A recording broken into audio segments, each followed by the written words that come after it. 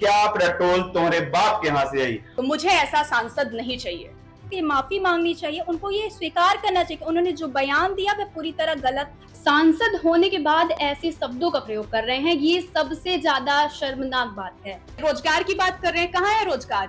सिर्फ social media में बने रहना है, उनको काम नहीं करना है। आखिर इस प्रकार के बयानबाजी रीवा सांसद जनार्दन मिश्रा के द्वारा कब बंद होंगी। नमस्कार, आप देख रहे हैं इंडिया टाइम्स। कल चौराहा हवाई पट्टी में एक कार्यक्रम में सांसद जनार्दन मिश्रा ने एक ऐसा विवादित बयान दिया जिसकी तमाम तरह की प्रक्रियाएं सोशल मीडिया में देखने को मिल रही है। दरअसल वो एथेनॉल के बारे में चर्चा कर रहे थे और चर्चा करते करते उन्होंने कहा कि क्या पेट्रोल तुम्हारे बाप के यहाँ से आई। ये विवादित बयान कहीं ना कहीं इस ओर इशारा करता है कि ये एक राजनीतिक बयान नहीं, अपितु ये बयान इस तरीके से देखा जाने लगा है कि सांसद जनार्दन मिश्रा के द्वारा लगातार कुछ न कुछ विवादित बोल ही दिए जाते हैं। लेकिन ये विवादित बोल आखिर उनके द्वारा क्यों बोले जाते हैं, हम यहाँ पर चर्चा आज इस बात की करने जा रहे हैं। क्यों ऐसी स्थिति निर्मित हो रही है कि पेट्रोल और इथेनॉल से रिलेटेड चीजें आखिरकार विवादित होती जा रही हैं। हम अब वीटी के अन्य मेंबर्स के साथ हैं और उनसे चर्चा करेंगे कि आखिर पेट्रोल और इथेनॉल से रिलेटेड जो भी विसंगतियां हैं उन्हें वो रियलिटी लाइफ में कैसे देखते हैं। ये चर्चा राजनीतिक नहीं है, ये चर्चा उस ओर जानी चाहिए जिस ओर हर भारत का नागरिक कहीं ना कहीं इस दृष्टि से देख रहा है कि क्या इथेनॉल और पेट्रोल में मिश्रण है, क्या गाड़ियां खराब हो रही हैं या नहीं हो रही। उसके बाद हम थोड़ा बहुत इस मुद्दे पर भी चर्चा करेंगे कि आखिर सांसद जनार्दन मिश्रा ऐसे बयान देते ही क्यों हैं। सबसे पहले तो स्वाति जी, मैं आपसे ये जानना चाहूंगा, आपने भी कहीं ना कहीं गाड़ी ड्राइव की होगी और पेट्रोल डलवाया होगा, इतनी बड़ी लाइफ में कभी ना कभी तो पेट्रोल डलवाया होगा। क्या आपको लगता है कि इस प्रकार की गाड़ियों में खराबी आ रही है, इंजन में खराबी आ रही है या नहीं आ रही? लवकुश जी, जो अभी मैंने कुछ खबरें देखी तो लगातार ऐसा हो रहा था कि जो नई गाड़ियां उनमें माइलेज को लेके बहुत समस्या हो रही थी। दूसरा कि गाड़ी की टंकियों में चींटी आ रही थी।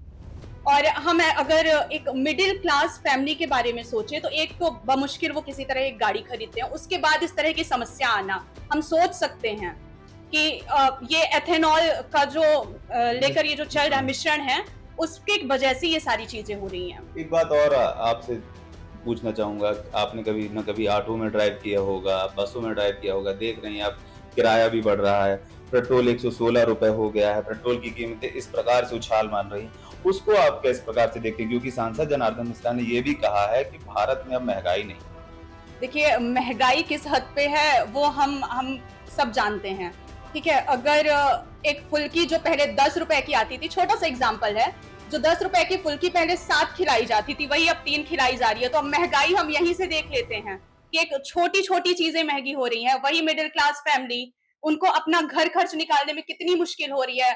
सांसद जी कह रहे हैं कि महंगाई नहीं है, कहाँ महंगाई नहीं है? आप सब्जी लेने जाओ, आप कुछ भी खरीदो, हर एक चीज का रेट हम डबल पे कर रहे हैं और कह रहे हैं महंगाई नहीं है। रोजगार की बात कर रहे हैं, कहाँ है रोजगार? आप रीवा में देखिए कितने सारे लोग बेरोजगार हैं। स्वाति जी, मैं एक सवाल आपसे और करना चाहूंगा, ये जो बयान आप देख रही हैं जिन्होंने इस तरीके का बयान दिया, ऐसे नेताओं को आप क्या कहना चाहेंगी? कई और नेता भी ऐसे बयान देते हैं, हालांकि सांसद जनार्दन मिश्रा ऐसे लगातार बयान देते हैं। तो इस प्रकार के बयान और इस प्रकार की शैली को आप कैसे देखते हैं? देखिए, मैं अगर एक नॉर्मल व्यक्ति के हिसाब से सोचूं तो मुझे ऐसा सांसद नहीं चाहिए। तुम्हारे बाप के यहाँ से पेट्रोल है, ये कौन सी बात होती है?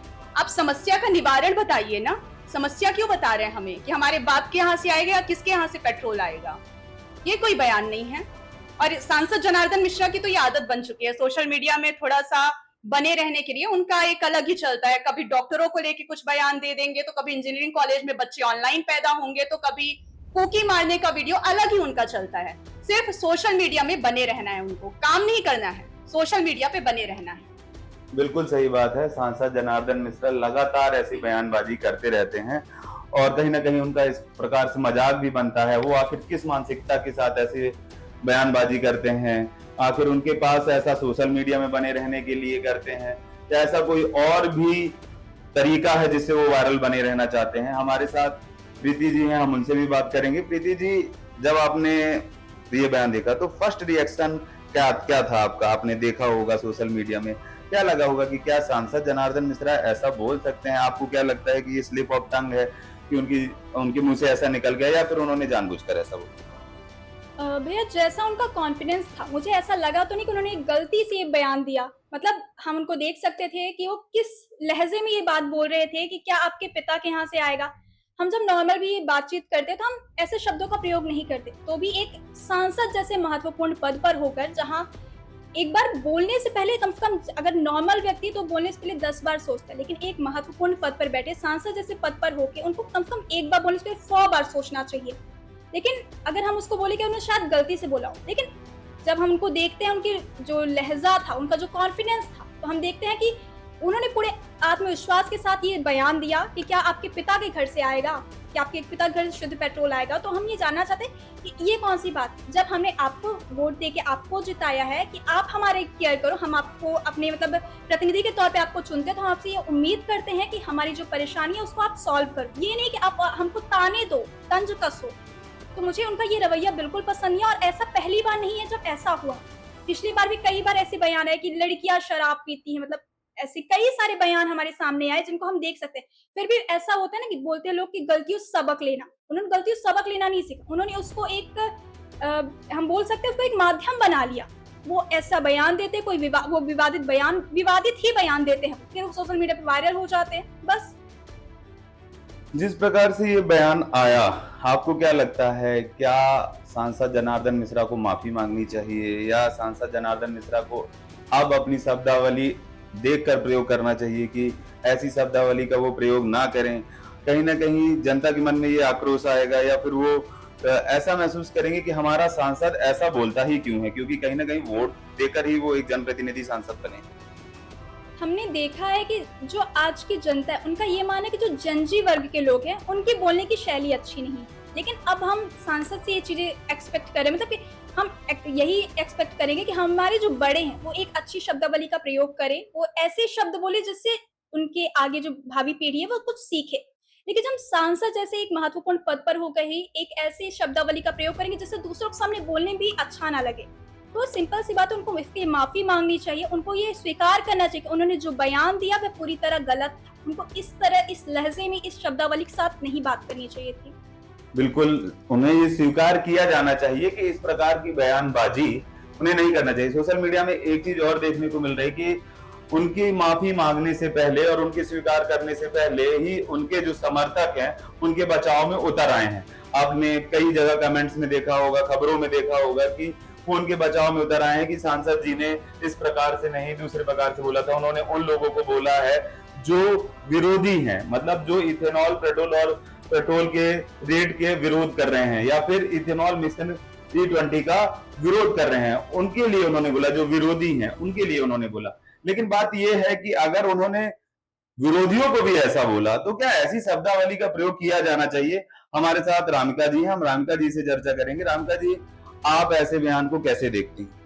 जो हमारे सांसद है वो लगातार अपनी शब्दों की वजह से सुर्खियों में रहते हैं। वो ऐसे शब्दों का प्रयोग करते हैं कि लगातार वो सोशल मीडिया पर यूं ही ऐसे ही बने रहते हैं। और ये पहला बयान नहीं है जिसमें उन्होंने बोला है कि शुद्ध पेट्रोल तुम्हारे बाप के घर से आएगा। तो ये पहली चीज नहीं है, इससे पहले भी वो कई बार डॉक्टरों को लेकर, लड़कियों को लेकर ऐसी बात रखी है। सांसद होने के बाद ऐसे शब्दों का प्रयोग कर रहे हैं, ये सबसे ज्यादा शर्मनाक बात है। ये थी वीटी टीम जिन्होंने सांसद के इस वायरल बयान पे अपनी अपनी प्रतिक्रिया दी। मोस्टली बात ये निकल कर आई है कि सांसद को इस प्रकार के बयानबाजी से बचना चाहिए, रुकना चाहिए, क्योंकि वो एक जनप्रतिनिधि हैं। जनप्रतिनिधि जब किसी आम सभा में भी बोले तो अपनी शब्दावली का सही प्रयोग करे, जब किसी कार्यक्रम में बोले, जो किसी उद्घाटन समारोह या फिर कहीं पर भी बोले, क्योंकि जनप्रतिनिधि से कहीं ना कहीं किसी की भावनाएं जुड़ी रहती हैं। और ये बयान पूरे देश में जाएगा, ये बयान पूरे देश में वायरल होगा। क्या रीवा की ऐसी छवि बननी चाहिए कि सांसद इस प्रकार से बोले, क्या पेट्रोल तुम्हारे बाप के यहां से आई? आखिर इस प्रकार के बयानबाजी रीवा सांसद जनार्दन मिश्रा के द्वारा कब बंद होंगी? बहुत बहुत धन्यवाद।